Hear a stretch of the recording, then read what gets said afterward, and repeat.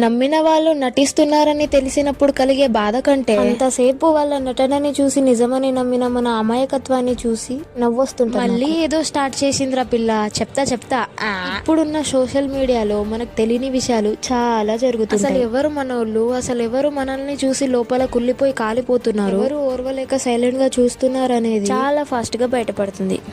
ఒక్కసారి అది బయటపడిందంటే చాలు, మళ్ళీ ఆ మనిషిని మనం నార్మల్ గా చూడలేం. ఎలా ఉంటదంటే మనం ప్రతి స్టోరీ చూస్తారు, ప్రతి పోస్ట్ మన లైఫ్ లో ఏం జరుగుతుందో వాళ్ళకి మొత్తం తెలుసు. ఎక్కడికి వెళ్ళాం, ఏం సాధించాం, ఎంత హ్యాపీగా ఉన్నాం, ఏం పోస్ట్ చేసాం అన్నీ చూస్తూ ఉంటారు.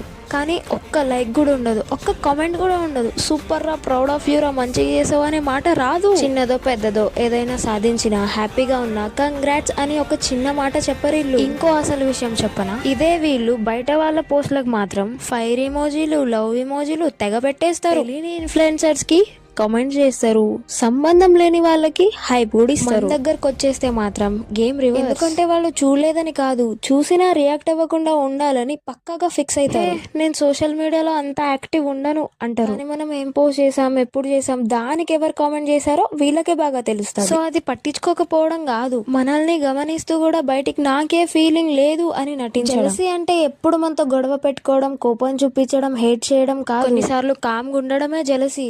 మన అయితే మనం గెలిచినప్పుడు సైలెంట్ గా ఉంటారు, స్టేటస్లు పెడతారు, కామెంట్ చేస్తారు, నిన్ను చూసి గర్వంగా ఉంది అంటారు. ఎందుకంటే నిజంగా ప్రేమించే వాళ్ళకి మనల్ని చూస్తే లోపల మంట రాదు, మరేమొస్తుంది, హ్యాపీనెస్ వస్తుంది. అందుకే జాగ్రత్తగా గమనించండి, మనం పడిపోతే ఎవరు నవ్వుతున్నారు, పైకి వస్తే ఎవరు సైలెంట్ గా ఉంటున్నారు అనేది.